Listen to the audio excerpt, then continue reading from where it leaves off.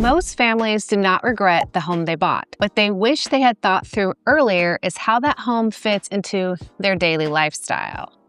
Not because they made a bad decision, but because there were details they did not feel were important at the time. And those details tend to show up quietly after the move.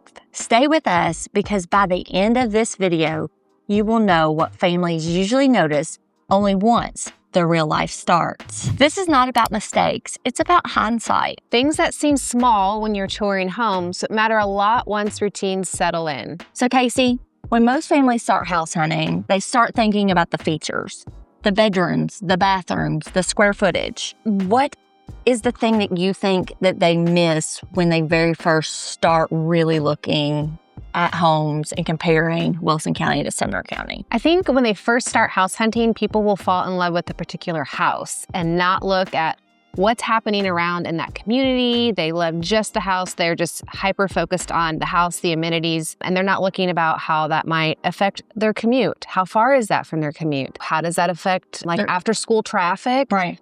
They're just hyper-focused on, we love this bathroom and this master bedroom. Right. They kind of get caught up in the emotions of everything, as where, we tend to, I feel like as realtors, tell them to step back a few steps, drive the neighborhood, in the mornings, drive the neighborhood in the evenings, drive to where you have to drop your kids off at school or at daycare, just to kind of see what does that feel like. Yep. Because it gives you a much better idea of what your daily life is going to look like. I think you can even tell them, if you have the ability to do a run on going, okay, if I were to leave work and have to run by Publix or Kroger on the way home and make that quick stop and then go to the house, how did that affect or impact my take up my time and affect my routine? For sure. I mean, I think it's trying to remove yourself from the emotion and think practically, which can be hard in that situation. I agree. So another thing I notice is lot size. Hindsight, families will often say they didn't realize their lack of outdoor usable space, or maybe they bought a home that they didn't realize was going to require as much maintenance. Correct. And now they're in it and they're kind of questioning their decision. Yeah. I mean, I think that is a huge thing when it comes to picking a home, especially if you're thinking 2-3 years down the road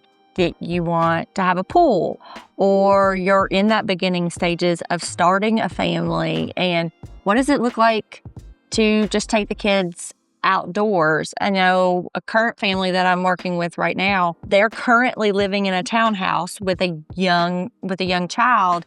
And we're looking at neighborhoods here. And of course, they're in another state. And so they're moving here. But one of the things I keep hearing her say is is there not a park in that neighborhood? And I'm like, we need to start thinking through, do we actually need a park in the neighborhood if you have a large enough backyard that the child can play in, that you can put a play set in and those kinds of things, versus I think the lifestyle that they're living now in a townhome, you need to have a neighborhood with a park, right?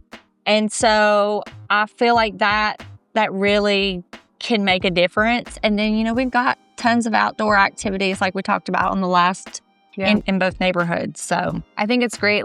Someone who's in a townhome, they can't understand the luxury of having outdoor space, putting up a play structure, maybe getting a dog to be able to have a fenced-in yard. So having that chat with them about lot size and how you plan on using your outdoor space, I think can be play a huge factor in what home they decide on. For sure. All right. So let's talk about layouts often matter more than square footage. Hear this a ton from out-of-state people moving here. They're used to much smaller square footage, so they're looking for much larger square footage.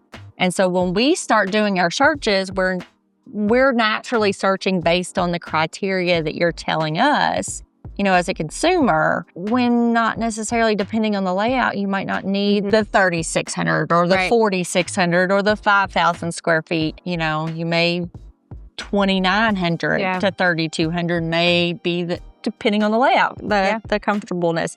So I think it's really thinking about how the rooms function, how the home functions as a whole, versus just kind of getting stuck on that number. What about you? I think that's a good point because I think it's also kind of comes down to like a lifestyle check, right? Do you entertain a lot? Are you wanting more of that? Like maybe you want bigger outdoor space. I think it just depends on how it flows and how it functions because 1,800 square feet with a very functional floor plan might actually work when you're thinking in your mind, you need to have like the 22 to 2,500. Right. So I just really encourage buyers when they're house hunting to like, don't just get stuck on the square footage, that number. Yep. Let's see how it ebbs and flows. If it's very functional and conducive for what you like to do in your home. Yep. And always remember that there are no bad choices. At the end of the day, when you come in to tour the area, I think it's our job to also show you all of the possibilities of what that could look like. So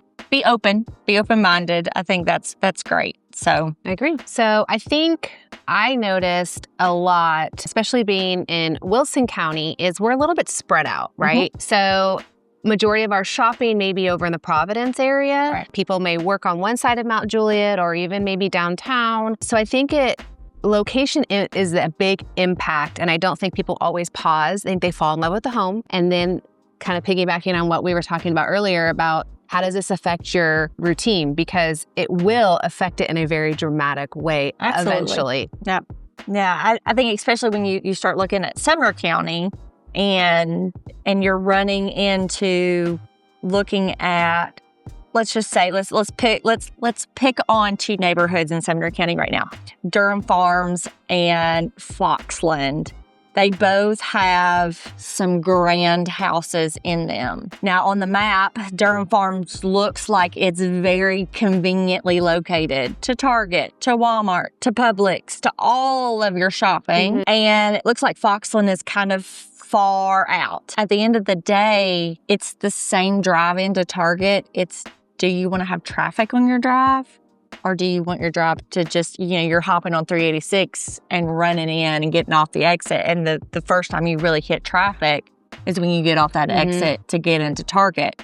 Versus Durham, you're going to be in traffic the entire time you're headed. It's the same 10 minutes, just how it looks different. Right. How do you want to spend those 10 minutes? Right. Like, do you want to, And I think location can have, we don't talk about, but a dramatic impact on your daily life. Yeah. I mean, because for me, the things that, and the side of town that I live on has always been more of the sleepier lake side of the town, right? And the thing that attracted us to there was that it was the sleepier side of town. And so we had to drive into town, which was 10 minutes. I'm talking like it's a 30-minute drive into town, but drive into town to go to Target or Kroger or all of that. We didn't have a Starbucks until this year. Those things weren't important to us. So that what was that we had the easier lake access. We had, we were able to get into those things, and then we could be intentional about going to Costco or going to Target or stuff like that. And so I really think it all comes down to what do you look for? Your lifestyle. Right. I think it really comes down to lifestyle. And that's our job, is to help people work through that and find out what matters most to them, where they're going to be spending the majority of their time in the car. For sure. Because knowing those key factors can really help us show you what's a great option. For sure. All right. So let's talk about some routine questions that I think most families wish they would have asked us in the process of buying their house. So let's start with, what does a normal weekday look like here in Mount Juliet for you? A normal weekday, I'm not going to lie, we have a little bit of some traffic congestion here. So that is something, when we moved here, we were not anticipating. 100% did not think that was ever going to be a thing. So commuter traffic and school traffic is definitely a thing. Same thing in the afternoon. So when I plan my day, I'm very conscious of that, being aware that if I'm going to go to Target without traffic, it's going to take me 10 minutes. Yeah. But if I go during those prime commuter hours, it's probably going to take me 20. Yeah. And it goes back to location. And I think that's something that we in Sumner County kind of take for granted, is the way everything's kind of laid out there. While yes, 386 does get backed up as you're getting onto I-65 or getting off of I-65 coming from Nashville, once you actually get into Hendersonville or get into Gallatin, it's drastic. You don't have as much of the traffic issues. And I think here in Mount Juliet, we're very excited that Golden Bear Gateway is having such a big boom in development right now. Because and I it's think going that will spread some of exactly. that out. Because right now it's really concentrated to the Providence area, which is great because it has a lot of amenities, but it keeps it all like focused in one area. So if we can once Golden Bear Gateway gets up and going, there's a lot of promise there. It'll kind of balance it out a little bit, and I think it'll hopefully help with some of that. Yeah, for sure. I think another thing that I have heard from people who have moved on the Mount Juliet side for lake access, I think one of the questions that I really think that they wish they would have asked me, or maybe I would have thought through earlier in my real estate career when I was helping them, we ended up buying a house that was on the lake, right? And every time I talk to them now, the biggest thing is that they're like, we feel so far away from everything. In Wilson County? Yeah. And it's not something that you're thinking about when you're shopping lake homes in Mount Juliet. Now, outside of that, they love their lake house. Like, they're like, we love that we can get away and it's quiet and it's too, the lake houses have different feels here versus there. It's part of, I was literally just in Hendersonville yesterday, and I thought the same thing was as I'm driving, the lake's on my right. Every time I turn a corner, the lake's on my right. It's very much integrated into daily lifestyle. On this side, in Mount Juliet, there are beautiful lake homes, but it's more retreat-ish. You're going to be, and some people really like that.